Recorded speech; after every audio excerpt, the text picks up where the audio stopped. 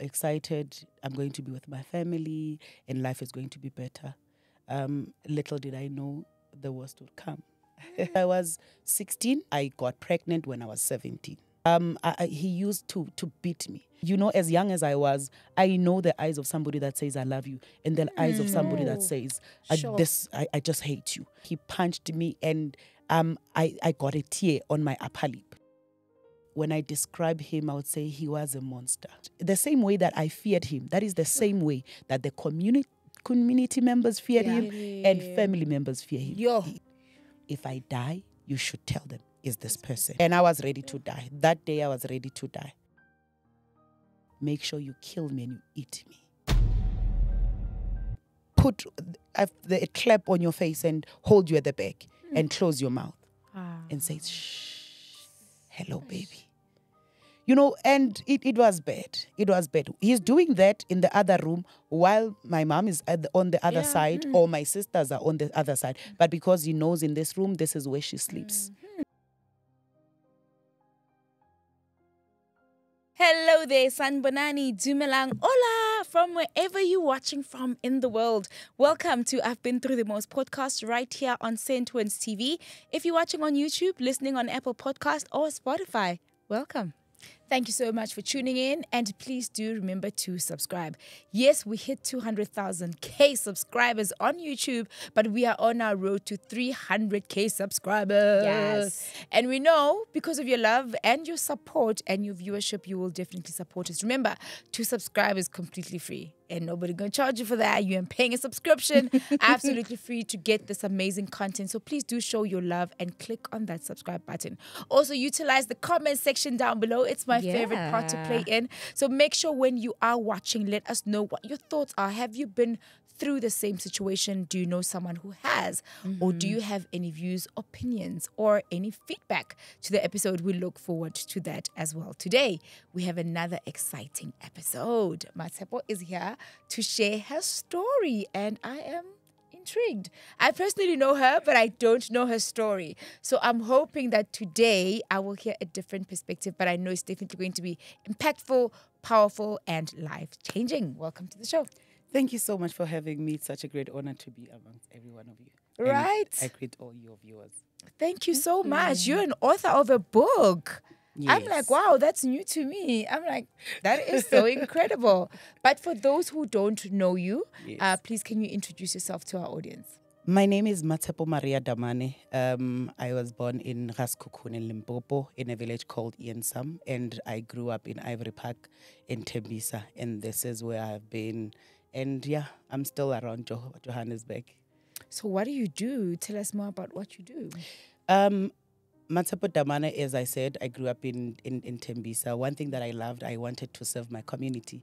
So I wanted to be a nurse. So by profession, I'm a professional health care worker. I'm running a clinic, or I'm a CEO and a founder of Centtwinz Clinic that is based in Davidton. So that's I started to be full-time in the clinic, it was last year around May. So that's when I became full-time as being the CEO of the clinic. And yeah, and I'm a pastor.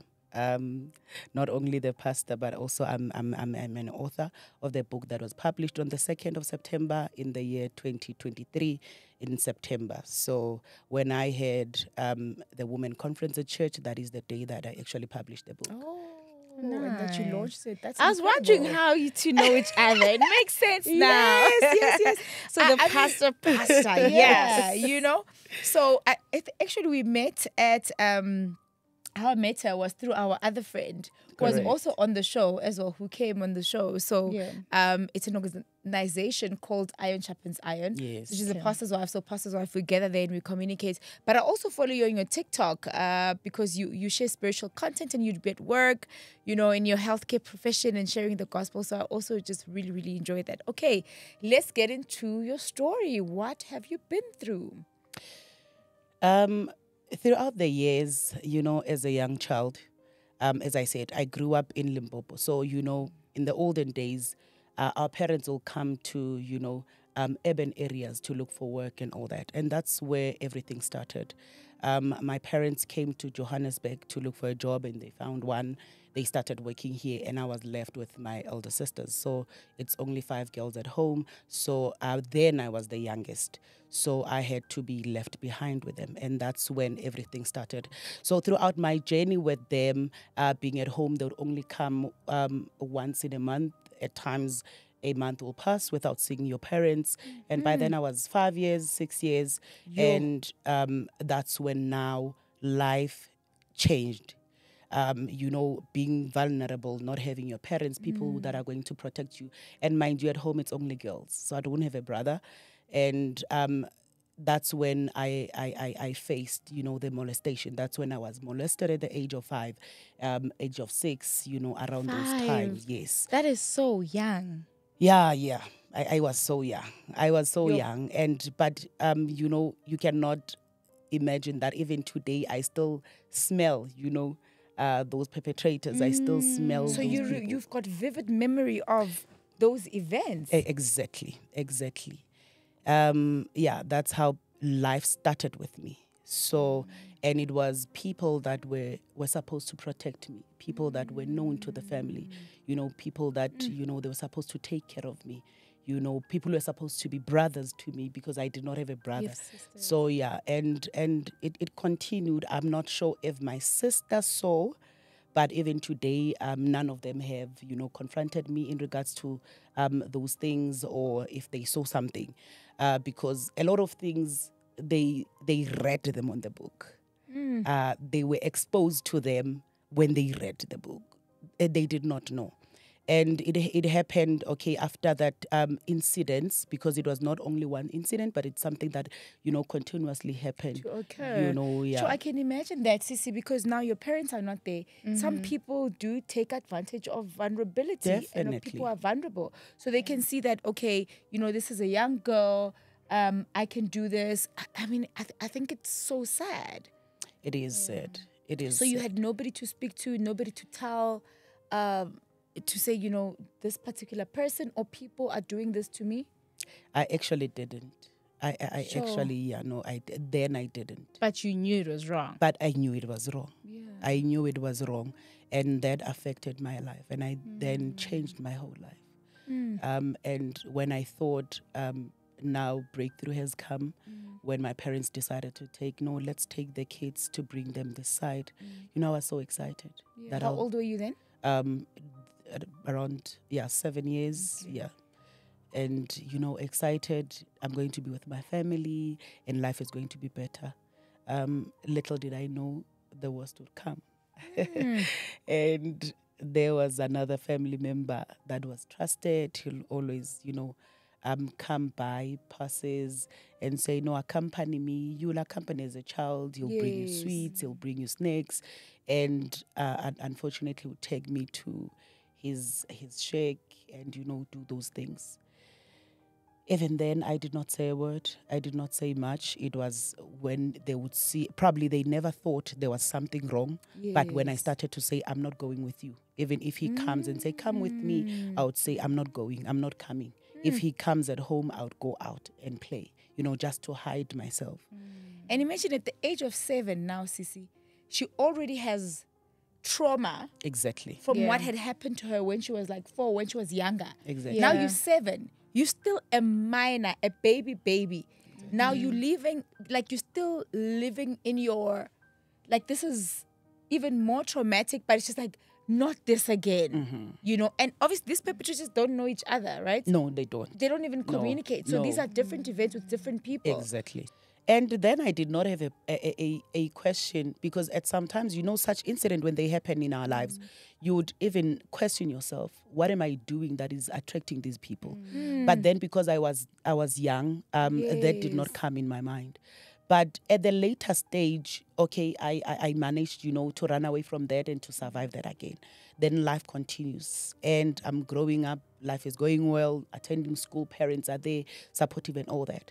Now I get to date another person who made the worst now also. Because the person now I brought into my life, it was at the early age. I was very young when I started dating.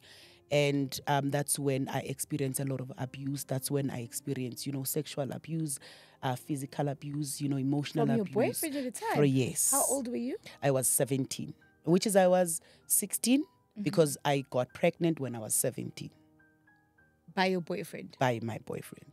Was he much older than you? 2 years apart. So not really that. He's technically your same age. Exactly. So when you say sexually abused by your boyfriend, a lot of people are like, how can your boyfriend, like we think these are conversations that are obvious or normal, but there's still other people who struggle to understand how you can be in a relationship and then still be abused, sexually, especially because then like it's either you consent. If you don't consent, it's between two people. Maybe guys are in a disagreement, but it's very few people who are able to admit that and really get to talk about it and say, no, this is sexual abuse.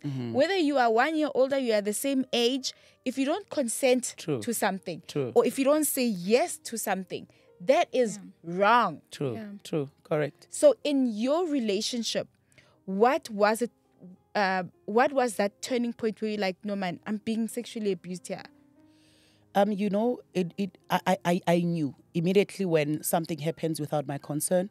And now I think the other thing that made it, for me to feel it and to know this is wrong, it was also because of the physical abuse that I experienced. I could see, there's a lot of hate here. I can imagine the love that I was told about, the love that this person says he loves me, but this is how they treat me. Because to the extent you would feel, hey, you have done something wrong to this person. He used to beat me. He used to, to force himself to me. And even when I would cry, he would laugh. Somebody looking at you in your eyes, directly in your eyes, and laugh at you. And to the extent, the family members knew about it. His family members knew about it. I did not have a father then because my dad passed on. So at some point I felt he also has taken advantage. I don't have somebody that is going to fight for me. And that's another thing that broke me in my life. That's another thing, that caused me pain because, I felt life is bringing all these things because I don't have a father. I blamed my father. There are letters that I wrote, writing to my father and said, if you were there, I knew I was going to be protected. I got angry. Why did you leave us, so early? Because there's a lot of things that has happened after you left. So it was so painful, but I knew that was wrong. I knew as young as I was, I know the eyes of somebody that says, I love you, and the eyes of somebody that says, I just hate you. And all I knew it was this person wants to cause pain, to me. And there's a lot of things. I used to be beaten. As at the age of 16 being beaten, at the age of 16, there was a moment where I did not even knew that I would be honest, but he punched me and I got a tear on my upper lip.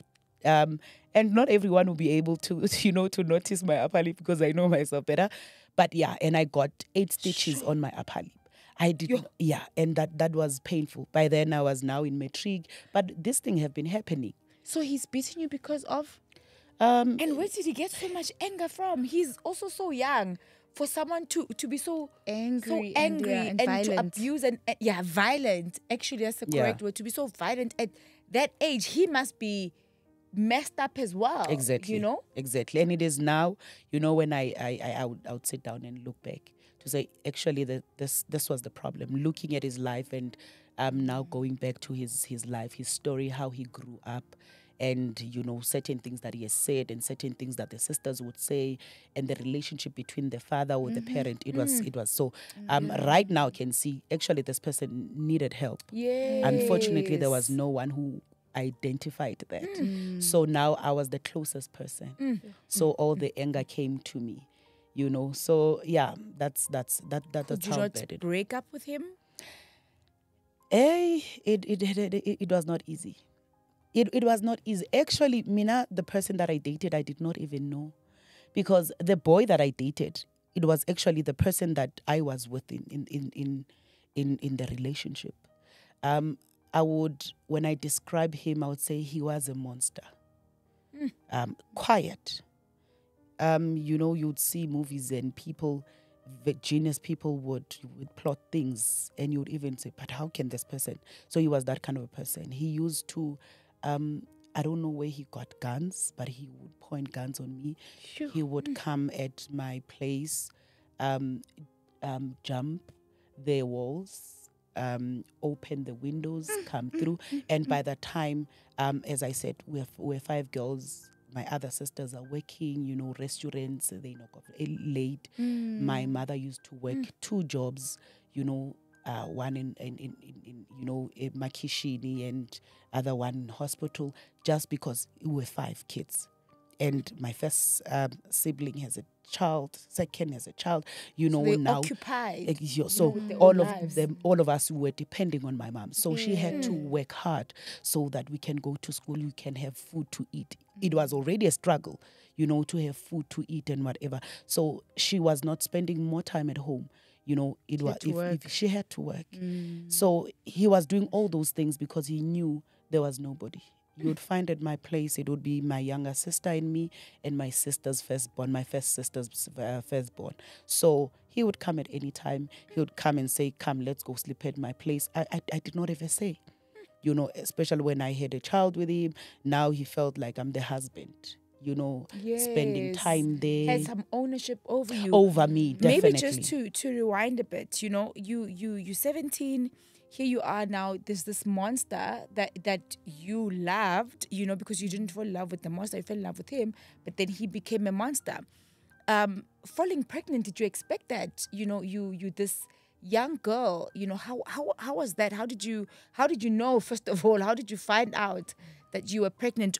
I don't know. Did you guys plan it? Like, take us through that young girl who's in this toxic relationship, and now boom, there's an additional person added to the whole situation. We did not plan the pregnancy, and actually before I was pregnant, it happened a couple of times, and I don't know how it happened, but I did not conceive then. So it was something that he's used to it. No protection was used, and you're scared of this person. Yeah. And when I actually find out, morning sickness, starting to vomit, my mother is not there, but always sleeping, coming back from school, you sleeping, you're always sick. And that's when my mother said, no, you need to go to the doctor. And that's how I find out I was pregnant. You don't know anything about pregnancy. You don't know even where are you going to go, how are you going to handle this, how are you going to do it, how are you going to attend school, because I was sick. And to the extent, because of the exaggerated morning sickness, I had to leave school. While my peers were going to school, I had to leave school. That year, I did not go to school. While I left school, because I'm not feeling well, I'm always at home. Now he also gets access because, now he left school because he wanted to leave school. Yeah. So he gains access to me. I remember there was a time when I decided, the only way I would run away, it is to have money that mommy leaves for bread. I will take it and go play my cards, gambling. Yes, I would go sit there. Clothes were not fitting me. I would wear school tracksuit. That was the only thing because it was, stretchy. Yes. And I would sit with those older women. First I went, I would sit there, I would play, and now Nami, I do understand what is happening and all that. And at times he would come, at times he would leave me there. But that was my escape. Coming back home, at times mommy is there, mommy is not there. And until I gave birth, it was luckily because my mom at least was supportive. Yes. My sisters were there. I did not know anything. Even when I gave birth, my mom was always there, and assisted in regards to that. But that did not stop. Because even after pregnancy, then he continued. He wanted me close to him. But I was fortunate enough that I went back to school. My mom told me, you are going to give birth. And, with the little that we have, you are going to take the child to the preschool. They will take care of the child and all that. And I went back to school and I did well because I knew now it's no longer about me. But there is a child that I need to raise, and there is a child that I need to provide for in the future.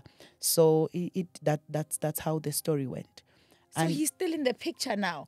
After you gave birth, you're still in the picture. You are still in the picture, and which is now he started, looking for a job. He did security. Manje he feels like ubaba phela. Security, uyasebenza and all that, but that did not end there. I remember he started by opening, a market, and he started selling. Unfortunately, I had to be part. I have to also sell. I had to be a vendor while my peers are playing. Me now with a child at the back, selling cabbage, tomatoes. My mom will pass from work. He would see me there. She couldn't say much, because they knew the kind of a person he is. He was, exactly. Yeah. And when he got a job as a security, it was not far from us. It was from in a local in the local hall. So they were building the hall. So he was a security there. He would come the middle of the night. He would come fetch us. Come, let's go. I would take the baby. I'm scared of this person. Take the baby. We would sit there the whole night. Where?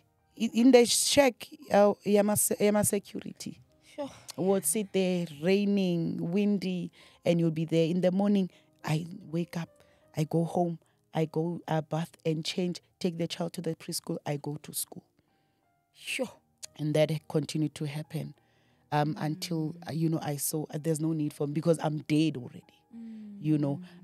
There was an incident, and I won't forget, where when he bet me, he was actually a friend of mine came. He's a guy we used to go to church together. So he came and he was borrowing me his textbook. So he saw that boy coming out from our yard.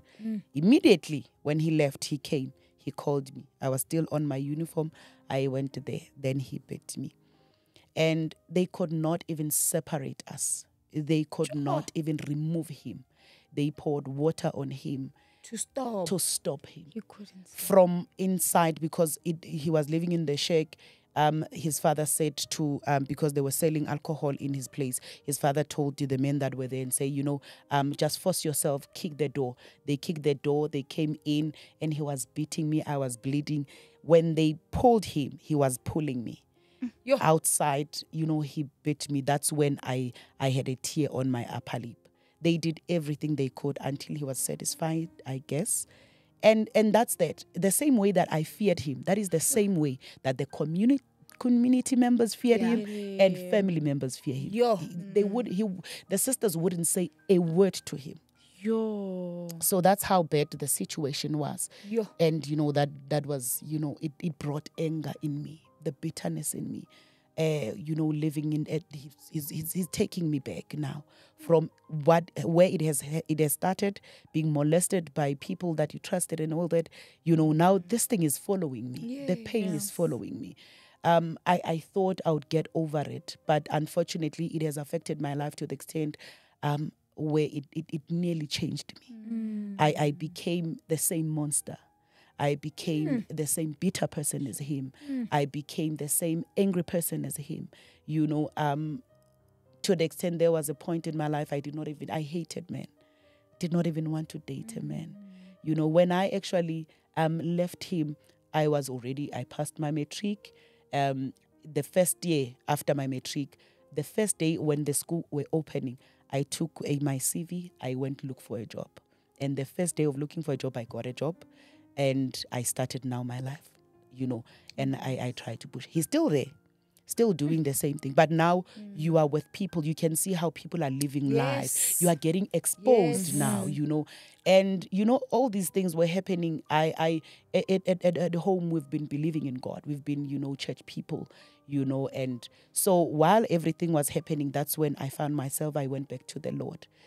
As much as it was not as like before, but now you're getting restored and all that. You are learning a lot from people. You actually realizing certain things about you, to say, oh, this is me. I went to look for a job. I can work and I can provide for myself, and all that. And that's how now it became. He was there, still, bully, still, abusing me. But now I could stand on as much as I was afraid, there were things I would say, no. These ones I don't want. You are not going to do that. I would, block him. I would say, I don't want to come to your place and all that. And then he decided, I will go home, and came back. He went home, he came back. And when he came back, already I've sat with Mmatshepo down. Said, Mmatshepo, this is how you should live. This is not how you should live. And you better die. And I remember when I told him, it's over. He thought probably I was joking.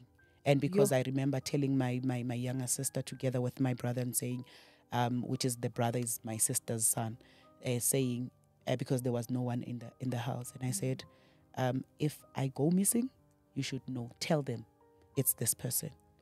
If I die, you should tell them it's this person, because he's going to come.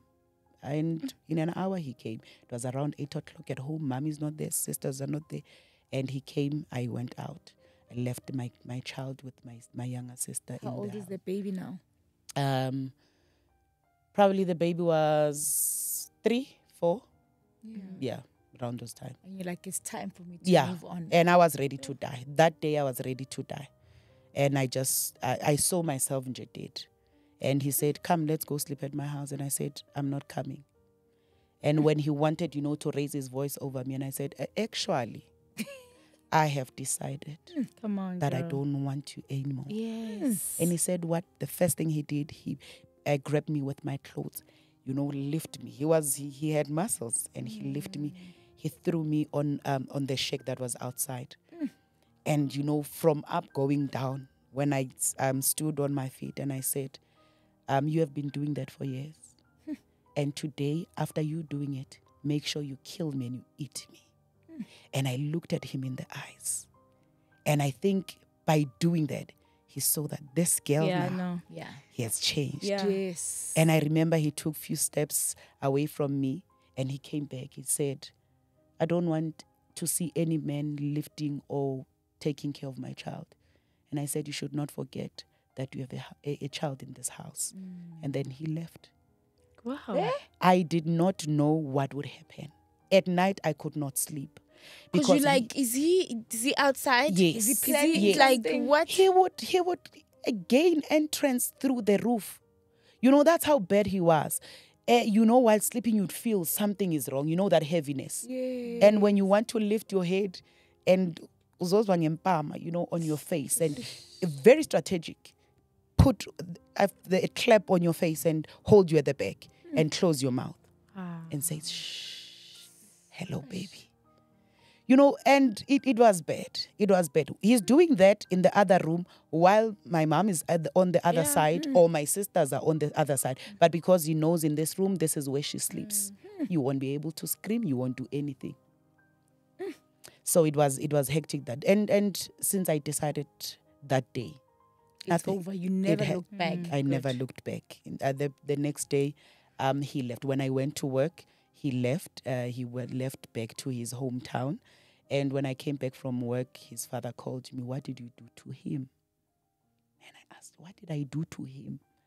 Yeah, because he said, because you are working now, you are cheating on him, and you said you're calling things off.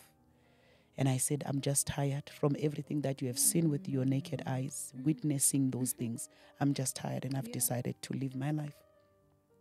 So that's how I moved on. But now the problem was, I'm still wounded.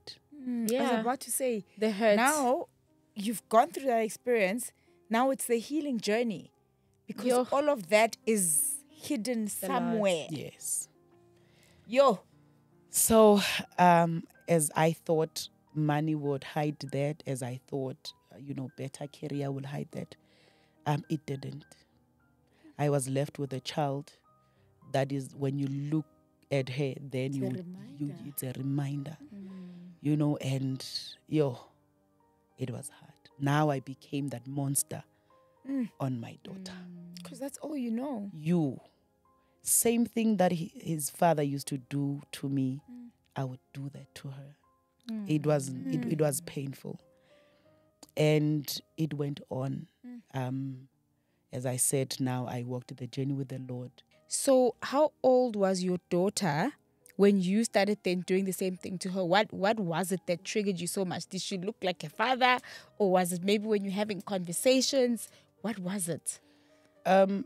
She was, around 5, 6, around those age.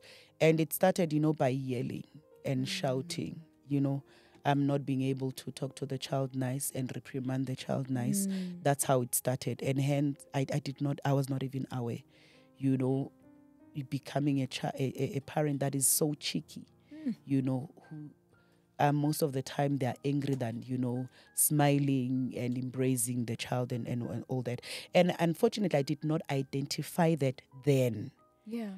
I saw that the later years, she was already grown, 11, 12, and all that. That actually this is what the father used to do, and you're actually doing Yes. to your child. Sure. Before I thought, "Gut, I'm that strict parent to the child, Yes.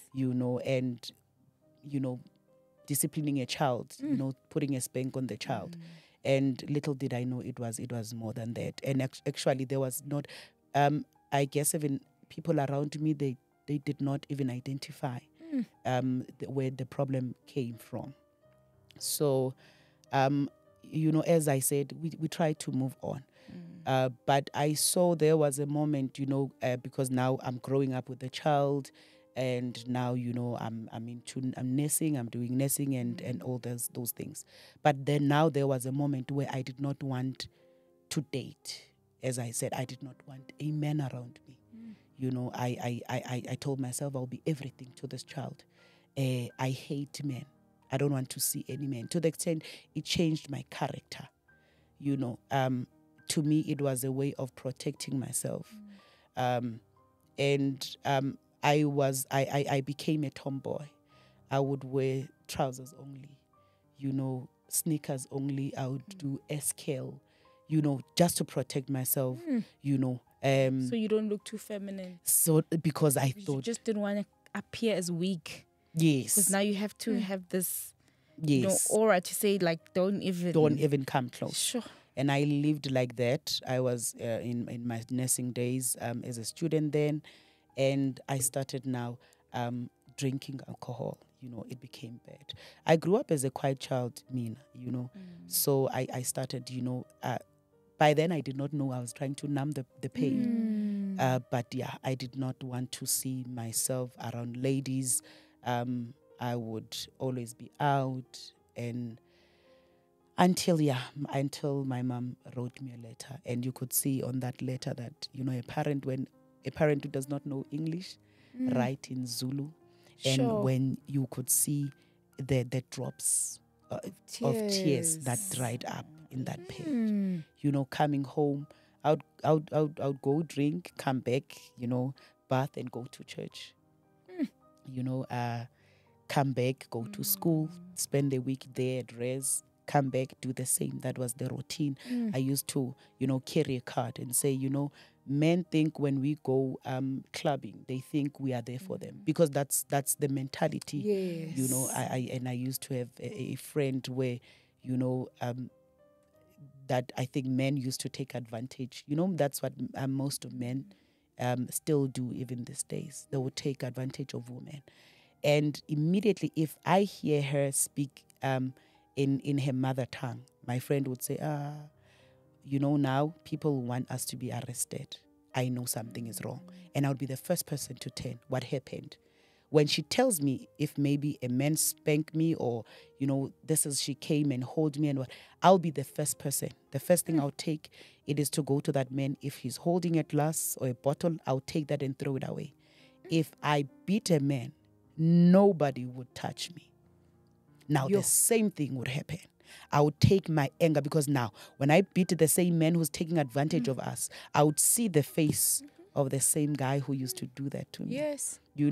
And yeah, that was the life that we used to live. And yeah, little did I know I was a mess. Until the day my mom wrote me a letter, and she was telling me of how much she feels and what kind of a child I was, what happened, what is wrong. And that was the day I decided. And I called a friend and I said, my friend, I'm done. I'm going fully back to the Lord. And yeah, so in all the years, that's how God came through for me. It was not easy through the journey, because now my past followed me. I moved on with life. I got married. I did not disclose anything to my husband. Umangala umuntu endlini, she's somehow cheeky, loud, beating kids, angry, nothing makes me happy. And because he did not know where does that come from. He saw a beautiful woman, a woman who loves the Lord, who's serving, a worshiper in the church and whatever. And I remember how he knew about what I went through. It was when I was working, I've completed already, and I was working. And I remember at my previous employer, I was supposed to go for a training that I initiated. I asked that I need to go for it. They agreed. A day before I would go for training, now they tell me you cannot go due to certain reasons. And it triggered everything. I now felt nobody loves me. Yes, the rejection. The rejection, yes. And now a voice in my head, kill yourself, kill yourself. I was working next to a train station, and the voice was sending me, to go and throw myself under the train.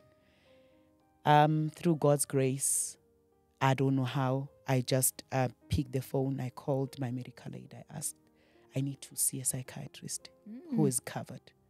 And then they told me, I Googled the doctor. I said, okay, he's nearby. And I called the doctor's room. Right then, I was crying.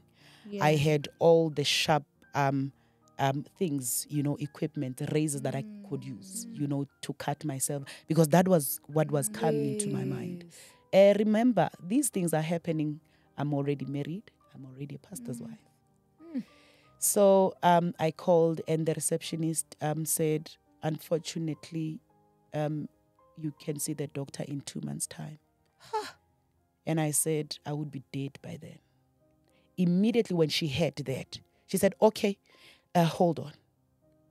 And, paging, probably it was a diary, paging and said, can you be able to come tomorrow at 5 a.m.? And I said, I will be there. We were working in the same company with my husband. I told him when we were going back home, and I said, tomorrow I've got an appointment with the doctor at 5. I said, what doctor? Because you're not sick. I said, I have to go see this doctor.